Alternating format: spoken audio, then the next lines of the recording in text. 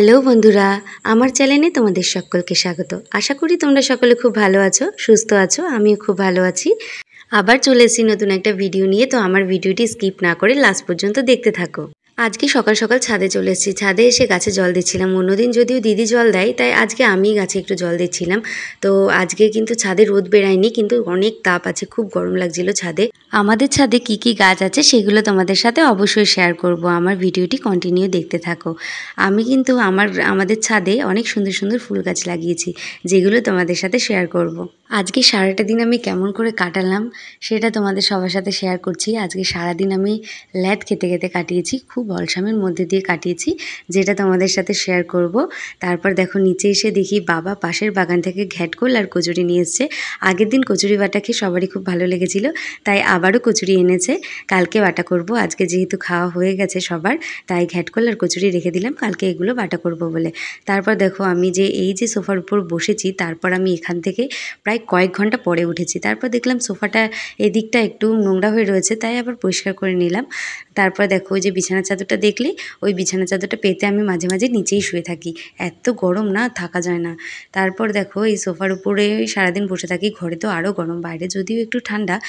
আর আমাদের বাড়িতে তেমন হাওয়া বাতাস ঢোকে না, কারণ আমাদের বাড়ির সামনে পুরোটাই ঘেরা।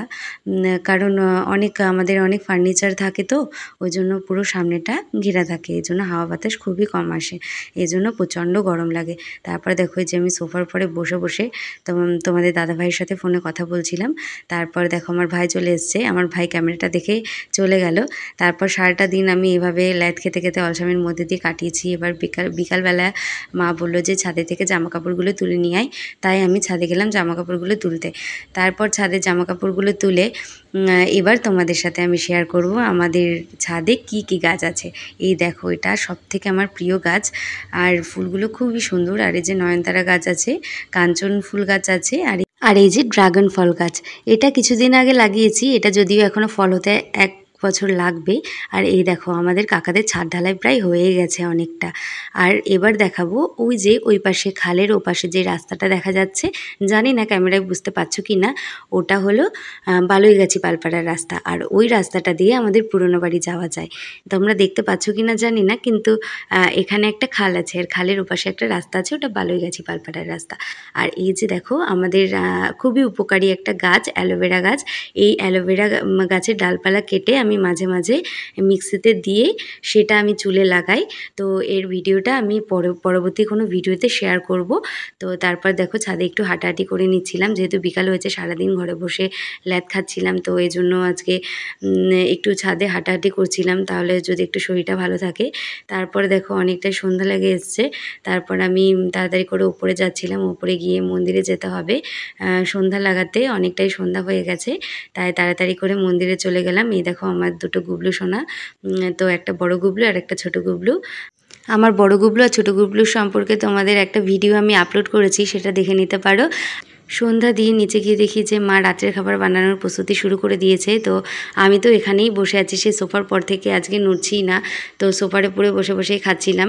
মা অনেকবার বকাবকি করছিল যে টেবিলে গিয়ে খেতে, কিন্তু আমি তাও এখান থেকে নড়বো না, আমি এখানে বসেই খাবো, কারণ এতটাই গরম লাগছিল যে আমার এখান থেকে উঠতেই ইচ্ছা করছিল না।